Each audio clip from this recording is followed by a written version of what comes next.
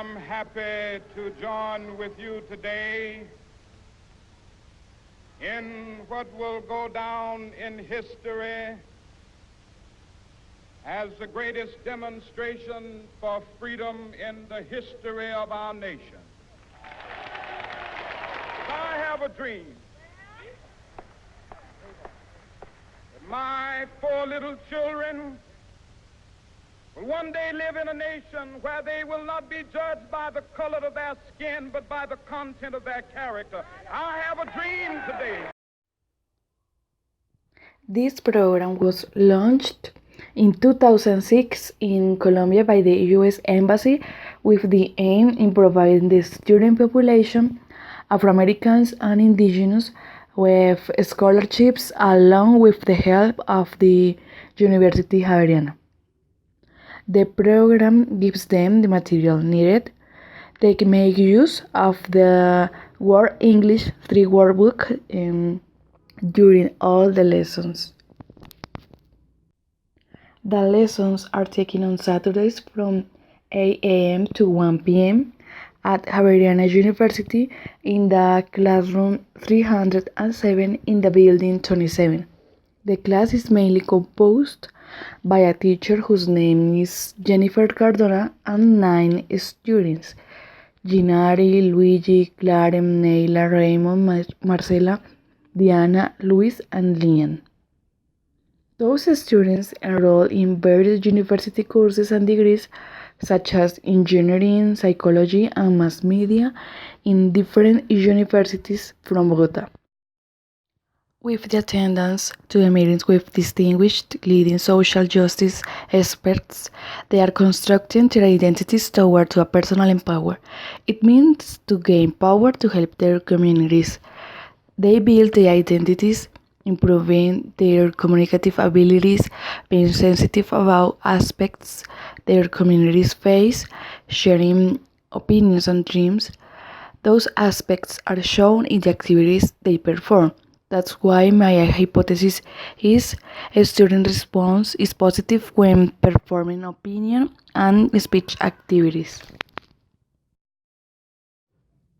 Regarding the methodology, I found that in order to help students in the development of cultural sensitivity, the teacher focuses on a teaching methodology. Thus, this overriding function ends up in an intercultural competence. That intercultural competence method is evident in the class when the students combine the communicative, affective, and cognitive dimension in a positive way to be involved in the class activities. In this sense, they perform well activities such as the presentation of festivals, celebration, even they are thinking about the creation of an MLK festival called Kapandi.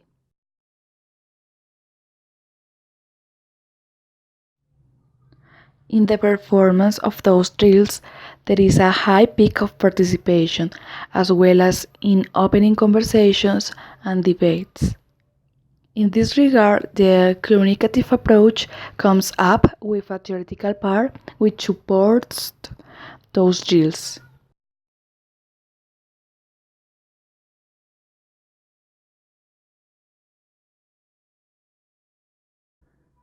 Another ground that supports the hypothesis is the use of critical questions in the worksheets. For example, after seeing a speech of Michelle Obama, they were asked about her exploits in the communities and how they would do a change in theirs. Anyway, since they perform better at speaking, I consider that those activities to share one's opinion should be orally developed. Besides, those writing activities will become repetitive.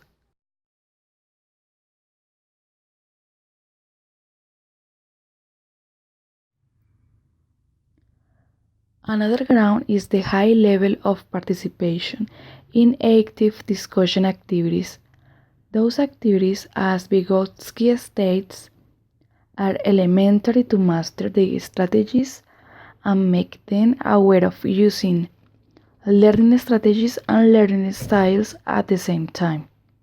All of this in order to convey suitable conversation, to participate in interaction, and to use properly the context assumptions, since they are meant to be leaders in their communities. The use of those tools during the activities is mingled with the desire of learning.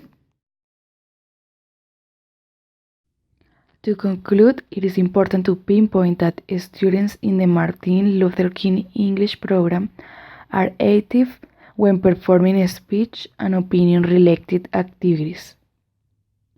With a high level of attitude towards the creation of arguments, counter arguments, and opinions, they are using their skills and abilities through the intercultural and communicative approaches whose scope is to engage the students with real life communication.